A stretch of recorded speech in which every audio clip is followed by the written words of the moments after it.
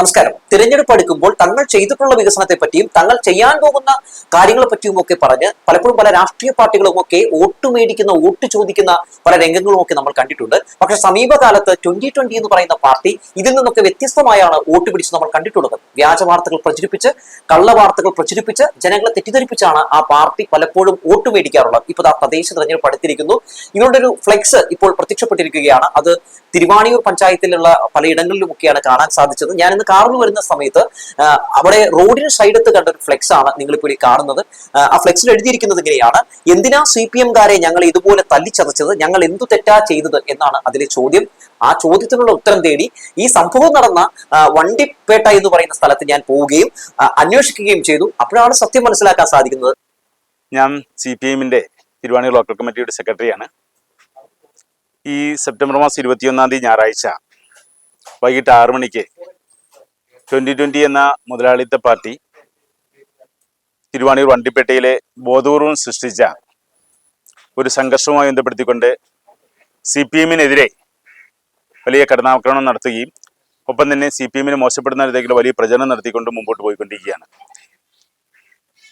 CPM-ന്റെ 2 നേതാക്കന്മാർ, മുതിർന്ന നേതാക്കന്മാർ, ബഹുമാനീയരായ നേതാക്കന്മാർക്കെതിരായി അനാവശ്യമായ ഒരു പ്രചരണം നടത്തിക്കൊണ്ട് നവമാധ്യമങ്ങളിൽ, പ്രത്യേകിച്ച് വാട്സാപ്പിലെ, ഫേസ്ബുക്കിലടങ്ങുന്ന മേഖലകളിൽ വലിയ പ്രചരണം നടത്തുന്ന സംവിധാനം ഉണ്ടായി. ഷൈൻ ടീച്ചറുടെ അതുമായി ബന്ധപ്പെട്ട് ഷൈൻ ടീച്ചർക്കെതിരെ കോൺഗ്രസും ഉണ്ടോന്നൊരു നുണപ്രചരണമാണ്. അത് ഇവര് 2020-യുടെ നേതാവ്, തിരുവാണിയൂരത്തെ 2020-യുടെ നേതാവ് അത് തിരുവാണിയൂരിലുള്ള പാർട്ടിക്കെതിരായിട്ട് പ്രയോഗിക്കാൻ വേണ്ടി തയ്യാറായി അത് മെസ്സേജ് ഫോർവേഡ് ചെയ്തു. ഇത് പ്രചരിപ്പിക്കരുതെന്നും നമ്മുടെ പാർട്ടിയുടെ സഖാക്കൾ ഈ പ്രചരിപ്പിച്ച വണ്ടിപ്പേട്ടയിലുള്ള 2020-യുടെ നേതാവായിട്ടുള്ള റോയി വി ജോർജ് വട്ടപ്പള്ളിയോട് അവര് ഫോണിലൂടെ തന്നെ ബന്ധപ്പെട്ട് പറയാനുള്ള സംവിധാനം ഉണ്ടായി. എന്നാൽ അതൊന്നും ചെവിക്കൊള്ളാതെ അത് വ്യാപകമായി പ്രചരിപ്പിക്കാൻ കഴിയുന്ന ഒരു സംവിധാനമാണ് റോയി വീണ്ടും വീണ്ടും സ്വീകരിച്ചത്. ഇത് ഷൈൻ ടീച്ചറും ബന്ധപ്പെട്ട ആളുകളും ഈ വാർത്ത വ്യാജമാണെന്നും ഇത് പ്രചരിപ്പിക്കാൻ പാടില്ല എന്നുള്ള കൂടി ടീച്ചർ പ്രത്യേകം പത്രസമ്മേളനം നടത്തിക്കൊണ്ട് പറയാനുള്ള സംവിധാനം ഉണ്ടായിട്ടും റോയി അത് പ്രചരിപ്പിച്ചപ്പോൾ ഞങ്ങൾ പ്രത്യേകിച്ച് തിരുവാണിയൂരിലെ പാർട്ടി ലോക്കൽ കമ്മിറ്റി ആലോചിച്ചിട്ട് പെട്ടെന്ന് ഒരു പരാതി പുത്തൻകുരിശ് പോലീസ് DYSP-ക്ക് നമ്മൾ കൊടുക്കാൻ വേണ്ടിയുള്ള സംവിധാനം ചെയ്തു. പോലീസ് അത് അവരെ വിളിച്ചു വരുത്തിക്കൊണ്ട് അത്തരത്തിൽ ഈ വ്യാപകമായിട്ടുള്ള കള്ളപ്രചരണം നടത്തുന്നത് ശരിയല്ല എന്നും ഇത് നടത്തിയിട്ടുണ്ടെങ്കിൽ നടപടി സ്വീകരിക്കേണ്ടി വരും എന്നുള്ളതിലേക്ക് പറഞ്ഞു കഴിഞ്ഞപ്പോൾ അത് തെറ്റുപറ്റിയെന്നും ക്ഷമിക്കണമെന്നും അങ്ങനെ ക്ഷമാപണം നടത്തിക്കൊണ്ട് ആ സ്റ്റേഷനിൽ നിന്ന് തിരിച്ച് വീട്ടിൽ വന്നതിന് ശേഷം എൻ്റെ 82 വയസ്സുള്ള പിതാവിനെയും പ്രായമായ മാതാവിനെയും എൻ്റെ ഭാര്യയെയും പോലീസ് സ്റ്റേഷനിൽ കയറ്റിയെന്നും എനിക്കെതിരെ കള്ളക്കേസ് കൊടുത്തുവെന്നും പറഞ്ഞുകൊണ്ട് വലിയ വാട്സാപ്പ് ഗ്രൂപ്പുകളിൽ വീണ്ടും പ്രചരണങ്ങൾ ആരംഭിച്ചു. അത് CPM-നെതിരെ വീണ്ടും CPM മോശപ്പെടുത്താൻ വേണ്ടിയുള്ള ശ്രമത്തിന്റെ ഭാഗമായിട്ടായിരുന്നു. നമ്മളിതെല്ലാം ആണെങ്കിൽ കൂടിയും വലിയ പ്രതിഷേധത്തിലേക്ക്, പ്രകടനത്തിലേക്കൊന്നും നമ്മൾ പോയിരുന്നില്ല. എന്നാൽ ഇത് തുടർന്നു കഴിഞ്ഞ സമയത്ത് ഒരു കുടുംബത്തെ, അല്ലെങ്കിൽ നമ്മൾ പോലീസ് സ്റ്റേഷനിലേക്ക് പരാതി കൊടുത്ത് വിളിച്ചു വരുത്തിയെന്നും പറഞ്ഞുകൊണ്ട് ഒരു സഹതാപ തരംഗം ഉണ്ടാക്കാൻ വേണ്ടി റോയി ശ്രമിച്ചപ്പോൾ അത് ശരിയല്ല എന്നും, പോലീസ് സ്റ്റേഷനിൽ നമ്മൾ പരാതി കൊടുത്തുള്ള കേവലം റോയി എന്ന ഈ സ്ത്രീവിരുദ്ധ പ്രചരിപ്പിച്ച ഈ 2020-കാരനായ നേതാവിനെതിരെ മാത്രമായിരുന്നു പരാതി കൊടുത്തിരുന്നത്. എന്നാൽ അതൊന്നും കൂടാതെ ഈ കുടുംബങ്ങളെയും കൂടി ഇതിനകത്തേക്ക് വലിച്ചഴിച്ചുകൊണ്ട് സഹതാപ തരംഗം ജനങ്ങളിൽ കൊണ്ടുവരാൻ കഴിയുന്ന ബോധപൂർവമായ ഒരു ഇടപെടലാണ് റോയിയും 2020 നടത്തിയത്. അപ്പോൾ നമ്മൾ സ്വാഭാവികമായിട്ടൊരു പ്രതിഷേധ യോഗം നടത്തിക്കൊണ്ട് ഇത് കാര്യങ്ങൾ പറഞ്ഞവസാനിപ്പിക്കാൻ വേണ്ടി നമ്മൾ സെപ്റ്റംബർ മാസം 21-ാം തീയതി വണ്ടിപ്പേട്ടയിൽ ഒത്തുകൂടിയിരുന്നു. അപ്പോൾ ആ ഒത്തുകൂടി കൊണ്ട് നമ്മുടെ യോഗം നടന്നുകൊണ്ടിരുന്ന സമയത്ത് തന്നെ ഒരു പ്രകടനം റോയിയുടെ വീട്ടിൽ നിന്ന് കുറെ ആളുകൾ ഇറങ്ങി വന്നിട്ട് നിരനിരയായി വന്നു. അപ്പോൾ നമ്മളൊരു ജനാധിപത്യ മര്യാദ അനുസരിച്ചുകൊണ്ട് തന്നെ റോഡിന്റെ 2 വശത്ത് നിന്ന ആളുകളെ നമ്മൾ ഒരു വശത്തേക്ക് ചേർത്ത് നിർത്തിയ ശേഷം അവിടെ സ്ത്രീകളെ മുന്നിൽ നിർത്തിക്കൊണ്ട് ഒരു പ്രശ്നം ഉണ്ടാവാത്ത, ഒരു സംഘർഷം ഉണ്ടാവാതിരിക്കാനുള്ള ശ്രമം നമ്മൾ നടത്തി. അപ്പോൾ അവിടെ പോലീസ് അടക്കം ഉണ്ടായിരുന്നു. അവർ റോഡിന്റെ ഒരു സൈഡിൽ കൂടി അവർ പ്രകടനമായി അങ്ങോട്ട് പോവുകയും അതിനുശേഷം കിഴക്ക് ഭാഗത്ത്, വണ്ടിപ്പേട്ടയുടെ ജംഗ്ഷന്റെ കിഴക്ക് ഭാഗത്ത് പോയി അവർ കേന്ദ്രീകരിച്ചിട്ട് ഒരു വലിയ ആൾക്കൂട്ടമായി തിരിച്ച് ഞങ്ങളുടെ പ്രതിഷേധ യോഗത്തിന്റെ അടുത്തേക്ക് വരികയും ബോധപൂർവം അതിലെ ആളുകൾ, അവർ ചുമതലപ്പെടുത്തിയ ആളുകൾ നമ്മുടെ പെൺകുട്ടികളുടെയും ഒപ്പം സ്ത്രീകളുടെയും ഫോട്ടോ എടുക്കാനുള്ള സംവിധാനം ചെയ്തു. ആ ഫോട്ടോ എടുത്തപ്പോൾ അവരുടെ ഫോട്ടോ എടുക്കാൻ പാടില്ല എന്നുള്ള നമ്മൾ ആവശ്യപ്പെട്ടു.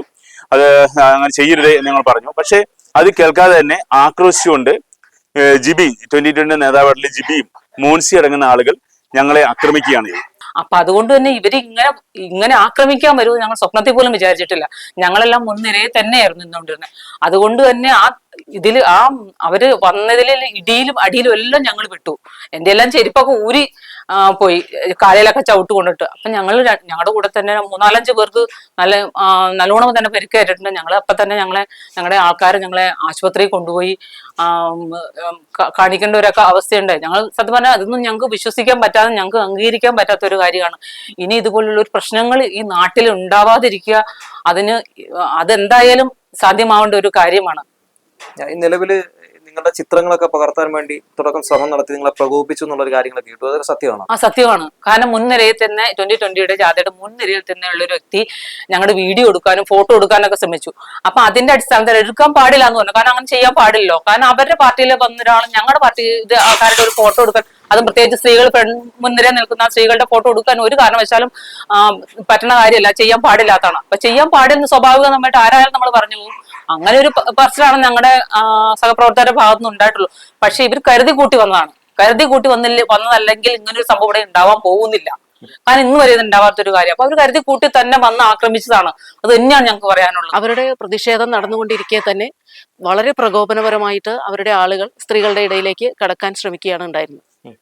ആ സമയത്താണ് ഇങ്ങനെ പ്രശ്നം. അതെ, ആ സമയത്ത് CPM പ്രവർത്തകർ അതിൽ പ്രതിഷേധിക്കുകയും അതിനിടയിൽ ഉണ്ടായിട്ടുള്ള പ്രശ്നങ്ങളാണ് അവിടെ ഉണ്ടായിട്ടുള്ളത്. അല്ലാതെ CPM മനഃപൂർവ്വം ഒരു ഗുണ്ട ആക്രമണം അഴിച്ചുവിടുകയായിരുന്നു എന്നുള്ള 2020 വളരെ തെറ്റായ ഒരു പ്രസ്താവനയാണ് ഉണ്ടായിട്ടുള്ളത്. 2020 അന്ന് പകലെ തന്നെ ആളുകളെ അവിടെ സംഘടിപ്പിക്കുകയും ഇത് മനഃപൂർവ്വം ഇവിടെ ഒരു സംഘർഷം ഉണ്ടാക്കണം, പ്രശ്നം ഉണ്ടാക്കണം, അങ്ങനെ അത് ഇവിടുത്തെ അന്തരീക്ഷം അവർക്ക് അനുകൂലമായിട്ട് മാറ്റുന്നുണ്ട് വളരെ ആലോചിച്ചെടുത്ത തീരുമാനം. റോയി മാത്രമല്ല, റോയിയുടെ പിന്നിൽ അതിന് ശക്തമായിട്ടുള്ള കാര്യങ്ങൾ പ്രവർത്തിച്ചിട്ടുണ്ട്. ഇടയിൽ പ്രത്യേകിച്ച് ഞാൻ 2020 എന്ന് പറയുന്ന ആ ഒരു പ്രസ്ഥാനത്തെ ഒരു രാഷ്ട്രീയ പ്രസ്ഥാനമായിട്ട് കാണുന്നില്ല.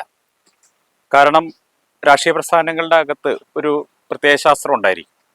ഇത് നമ്മുടെ സക്രിയയുടെ ഭാസ്കര പട്ടേലരും എൻ്റെ ജീവിതവും എന്ന് പറയുന്ന ഒരു കഥയെ പിന്നീട് അടൂർ ഗോപാലകൃഷ്ണൻ സിനിമയാക്കി, വിധേയൻ എന്ന് പറയും.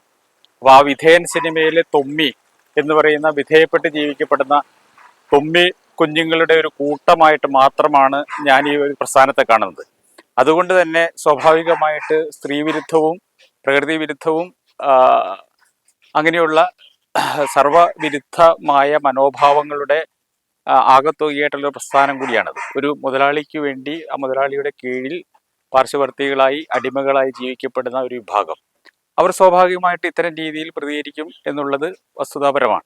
അതുകൊണ്ട് തന്നെയാണ് നമ്മുടെ സാംസ്കാരിക കേരളത്തിലെ അല്ലെങ്കിൽ വിദ്യാഭ്യാസ മേഖലകളിൽ എല്ലാം അതിൻ്റെ വളരെ ഔന്നിത്യം പുലർത്തിയ ഒരു ടീച്ചറെ, ഒരു പൊതുപ്രവർത്തകനെയും ഉൾപ്പെടുത്തിക്കൊണ്ടുള്ള വളരെ തെറ്റായ ഒരു പ്രചരണത്തിൻ്റെ വളരെ അപകീർത്തികരമായ പ്രചരണത്തിൻ്റെ ഭാഗമായി നാവായി മാറിക്കൊണ്ട് അത് സാമൂഹ്യ മാധ്യമങ്ങളിലൂടെ പ്രചരിപ്പിക്കുകയും പ്രചരിപ്പിച്ചതിന് ശേഷം പോലും അത് പിൻവലിച്ച് മാപ്പ് പറഞ്ഞ ഒരു വ്യക്തി പിന്നീടും അത്തരം കാര്യങ്ങൾ ചെയ്യുക എന്ന് പറയുന്നത് വളരെ ഒരു ജനാധിപത്യ വിരുദ്ധമാണ്. അതുകൊണ്ടാണ് ഞാൻ പറഞ്ഞത് 2020 എന്ന് പറയുന്നത് ഒരു രാഷ്ട്രീയ പാർട്ടി അല്ല, ജനാധിപത്യ വിരുദ്ധമായ ഒരു പ്രസ്ഥാനം. പ്രത്യേകിച്ച് തൊമ്മിക്കൂട്ടങ്ങളെന്ന് പറഞ്ഞതും അതുകൊണ്ടാണ്. അവരിൽ നിന്ന് നമ്മൾ ഇത്തരം കാര്യങ്ങളാണ് പ്രതീക്ഷിക്കേണ്ടത്. ഏത് വിധനെയും തിരുവാണൂർ പഞ്ചായത്തിനകത്ത് 4 സീറ്റ് പിടിക്കണം, തിരുവാണൂർ പഞ്ചായത്തിനകത്ത് 4 വോട്ട് പിടിക്കണം. ഒരു കാര്യം തുറന്നു പറയുകയാണ്, ഒരു വോട്ടിന്റെ പുറകെ പോകാതെ, ഒരു സീറ്റിന്റെ പുറകെ പോകാതെ തിരുവാണൂരിൽ സമാധാന അന്തരീക്ഷം നിലനിർത്തുവാനുള്ള പ്രതിജ്ഞാബദ്ധമായിട്ടുള്ള ഇടപെടലാണ് CPM.